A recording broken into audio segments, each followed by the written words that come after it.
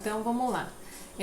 Esse termo batalha da mente, ele é encontrado realmente mais no meio cristão, né? Então, saúde mental, batalha da mente. Porque nós sabemos que a nossa luta não é contra a carne e nem sangue, mas sim contra as hostes espirituais da maldade, né? Efésios 6:10 vai estar escrito esse trecho lá para a nossa meditação. Então, nós temos essa consciência de que, além de toda essa visão natural do assunto da saúde mental, que as irmãs vão ler aí no PDF, ainda temos que enxergá-lo pelo prisma espiritual. E isso, na verdade, é a boa notícia. Porque se sabemos a causa, saberemos como nos antecipar a ela, ou como nos defender ou lutar por ela, certo? Então, por que eu falo isso? Que na verdade essa é a boa notícia. Saber que há um lado espiritual nisso tudo. Porque, gente, se a gente tentar fazer tudo certinho ali, né, como diz o manual, ó, tem que fazer assim assado para você ter uma saúde mental. E aí de repente a gente não consegue. A gente vai se pegar o quê? Frustrado. E aí a frustração vai ser só mais um problema pra gente tá aí, né, batalhando na nossa mente. Então saber que há um lado espiritual nisso e que em todas essas coisas nós somos mais do que vencedores por Cristo Jesus, como está escrito. Olha aí o slide aí, ó. Por amor de ti, somos entregues à morte todo dia. Somos reputados como ovelhas para o matadouro. Mas em todas essas coisas somos mais do que vencedoras por aquele que nos amou. Glória a Deus. Romanos 8, 36, 37. Então, saber que ele veio ao mundo, Jesus Cristo veio ao mundo, enfrentou as mais diversas e duras provações, até mesmo em sua mente, e deixou o caminho, a verdade, para que seguíssemos e vencêssemos, e sabemos ainda mais que temos um ajudador, que é a pessoa do Espírito Santo de Deus, ao nosso lado, habitando em nós e nos ajudando diariamente. Então a gente já pode começar a ver uma enorme luz no fim do túnel, né? Então isso é maravilhoso. Hoje no nosso estudo da tarde ali foi falado muito sobre isso, a leitura bíblica, o louvor, que nós somos templo do Espírito Santo. O Espírito Santo habita em nós. Olha que preciosidade isso, né? Então, para começar a dizer para você que você tem valor, sim. E você tem uma grande ajuda, sim. E que você já venceu, sim. Amém? Olha só, observa, gente, que nesse mesmo capítulo 8 de Romanos está registrado que o Espírito Santo intercede por nós, no versículo 26. E também nosso Senhor Jesus também está à direita de Deus intercedendo por nós, no versículo 34. Agora pensa, com uma ajuda dessa, como é que a gente vai ser derrotada? O Espírito Santo intercede por nós. Jesus Cristo está à direita do Pai intercedendo por nós. Ei, você já venceu. Nós já vencemos. Então essa é a boa notícia de hoje. Como é bom ter boa notícia, não é verdade? O Evangelho é as boas novas de Deus para nós. Então, vamos lá. Eu quero que você entenda agora por que a gente não precisa se render a essas preocupações do cotidiano.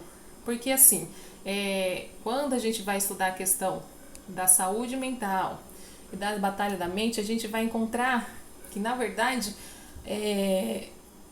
vamos ver, é preocupação, é ansiedade, é medo, é dúvida, é confusão mental, acusação. Então, assim, são coisas que são acarretadas por qual motivo? Pelo cotidiano, pelo nosso dia a dia, pela correria, pela demanda, pelas cobranças. E aí quando a gente vai na Bíblia e encontra que tudo isso é passageiro, então assim, a gente já tem aí uma nova visão da coisa. O importante é você ter um novo entendimento de quem você é. Você é um ser eterno, você tem a vida eterna em você. Então você não tem que ficar aí se preocupando com tantas coisas que na verdade são passageiras, vão passar. Amém? Então olha só o que está escrito na Bíblia, no livro de João, capítulo 8, versículo 32. Olha o slide aí, ó. Conhecereis a verdade, e a verdade vos libertará. O que vem ser essa verdade? E do que ela vai nos libertar? Essa verdade é a pessoa de Jesus Cristo. E é através do conhecimento de Deus e da pessoa de Jesus Cristo que nós, pela fé, adquirimos vida eterna em nós. Glória a Deus. Mas o que a vida eterna tem a ver com o assunto da saúde mental? Tudo. Bom, primeiro a gente vai descobrir o que a Bíblia fala sobre a vida eterna. Então, olha só. Em João 17, versículo 3 diz assim: E a vida eterna é esta, que te conheçam a ti só, por único Deus verdadeiro, e a Jesus Cristo a quem enviaste. No mesmo Evangelho, capítulo 3, versículo 15, diz assim: Para que todo aquele que nele crê não pereça, mas tenha a vida eterna. E ainda em João, capítulo 6, versículo 47, nos diz o seguinte: Na verdade vos digo que aquele que crê em mim tem a vida eterna. E ainda mais, olha, João, capítulo 10, versículo 28. E dou-lhes a vida eterna, e nunca hão de perecer, e ninguém a arrebatará da minha mão. Glória a Deus, meu Deus. Então, gente, olha só, o fato da gente conhecer que temos a vida eterna já é o primeiro motivo libertador para tudo que nos aflige neste mundo que é passageiro. Fica muito claro que tudo que vimos acerca da saúde mental ou da falta dela é acarretado principalmente pelos cuidados desta vida. Mas a palavra nos diz que porque para mim tenho por certo que as aflições deste tempo presente não são para comparar com a glória que em nós há de ser revelada. Romanos capítulo 8, versículo 18. Foi lido hoje ali também na leitura oficial, que a gente não tem que andar ansioso pelos dias de amanhã, ou seja, pelo que é passageiro, mas a gente tem que pensar nas coisas que são de cima, tem que buscar o reino de Deus primeiramente. A gente tem que se preocupar primeiramente com o principal, que é a eternidade, a nossa eternidade. Como é que nós vamos passar a nossa eternidade? Então, o que é passageiro, está escrito lá, Deus vai cuidar, o Senhor Ele vai prover. Vamos buscar, vamos focar a nossa mente em buscar primeiro o reino de Deus e as demais coisas vos serão acrescentadas. É fácil fazer isso de uma hora para outra?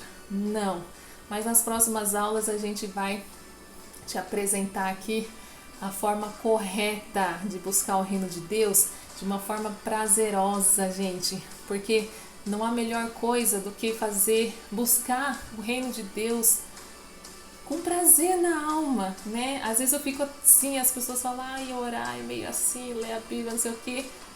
Pra nossa carne, sim, mas quando a gente tá com o espírito e mente renovada, você vai ver que dá pra mudar o nosso hábito diariamente e sentir muito prazer nisso, sentir muita glória de Deus nisso, sentir muito renovo nisso. Mas isso fica para a próxima aula, tá bom?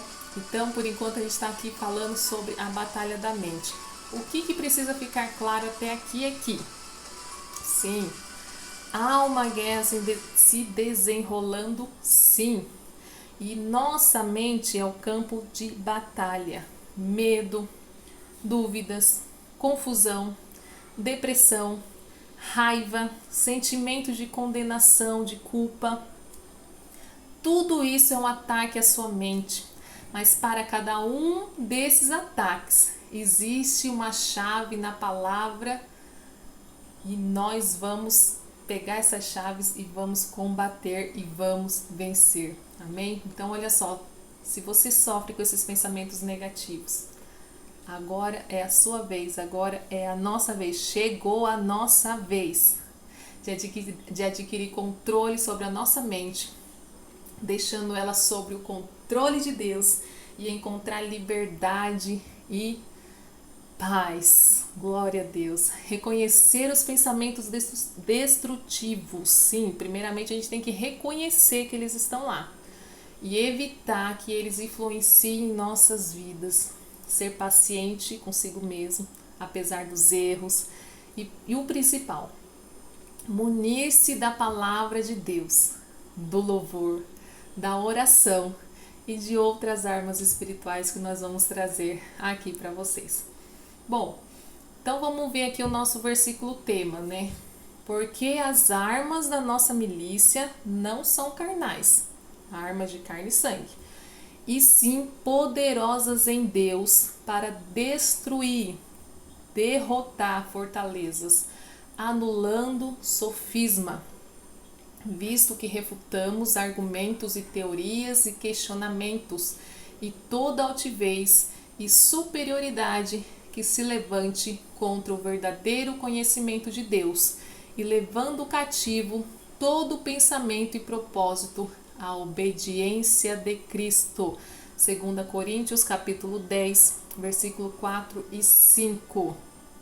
Então aqui é interessante você entender que Paulo, ele está falando que as nossas armas devem ser espirituais, para destruir toda fortaleza de engano que tenha se levantado na nossa mente, seja lá em qual época for. Nós aprendemos hoje, por exemplo, lá no estudo presencial, de que tudo, na verdade, pode ter começado lá na infância. Muita coisa dos problemas que nós temos hoje começou na nossa infância. O inimigo se aproveita muito da infância, porque a mente da criança é um terreno fértil para as coisas, né? Tanto do mundo quanto de Deus. Mas a gente vê que o inimigo investe pesado, né? Então, assim, muito das coisas que a gente passa hoje, que a gente pensamentos que nos moldam hoje, eles foram levantados na nossa mente, na nossa infância, na nossa criação, no que aconteceu ou deixou de acontecer. Certo? Outra coisa, contra também sofismas. Não sei se as irmãs conhecem essa palavra. Essa palavra sofisma vai falar assim, uma tradução. É uma verdade que não é verdade. Ela é uma mentira que é apresentada a você como verdade. Então o inimigo ele vai trazer para as nossas vidas, para a nossa mente, mentiras que parecem verdade. Tá entendendo? E quando isso acontece, a gente costuma o quê? Acreditar nessas mentiras. Acreditar que a gente não consegue, acreditar que a gente não pode, acreditar que não vai dar certo. Tá entendendo? Então, assim, quais são as armas? São as armas espirituais que vão derrubar essa fortaleza que está na sua mente.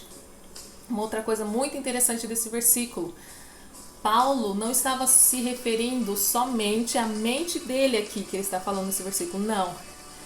Paulo ele estava encontrando um desafio ali em trazer a verdade, o verdadeiro evangelho para aquele povo, né, para aquela igreja ali em Coríntios. E aí ele está falando que a arma que ele ia usar para trazer a verdade, a mentalidade daquelas pessoas ia ser espiritual e não carnal. O que eu quero dizer isso para vocês? Que não é só na sua mente que você vai poder ver a transformação. Se você realmente utilizar as armas espirituais, você vai poder ver a transformação na vida também daqueles que estão à sua volta e que você vê, às vezes, você tenta falar e tenta argumentar e tenta usar as armas carnais, né? E não dá certo e não convence, enfim, não tem, você não vê um progresso. Mas quando você usar as armas que o Senhor te der, na mente dessas pessoas também essa fortaleza pode cair. Por quê? Porque você vai aprender a utilizar, por exemplo, o jejum, a oração, certo? A oração que vai transformar você e vai transformar também aquele a quem você ama. tá certo? Então, é muito importante a gente entender isso, gente. As armas espirituais, elas vão nos dar vitória em todos os âmbitos da nossa vida, em todas as áreas da nossa vida. A gente se encontra, às vezes, tão derrotado em determinadas áreas porque a gente está usando certamente a arma errada. Bom, vamos continuar aqui.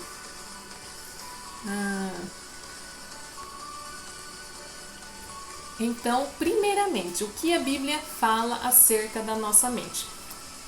É interessante deixar claro que algumas passagens em que a Bíblia cita coração ou alma, ela na verdade está se referindo a situações que passam pelo campo da mente, tá? Porque na verdade tudo passa pelo campo da mente, tudo que você pensar, tudo que você sentir, tudo que você agir, primeiramente você vai pensar, certo? O nosso cérebro comanda todo o nosso corpo e tudo que sentimos e tudo que pensamos e falamos, enfim, tudo vai passar pelo campo da mente. Só que é interessante ainda a gente observar que logo de cara, a primeira guerra espiritual no campo da mente que a gente observa na Bíblia é justamente na vida de quem? De Eva. Gênesis capítulo 3, versículo 1. Mas a serpente, mais sagaz que todos os animais selváticos que o Senhor Deus tinha feito, disse à mulher: é assim que Deus disse? Não comereis de toda a árvore do jardim? Olha só. A serpente fez com que ela duvidasse da palavra de Deus. Olha o perigo aí da dúvida.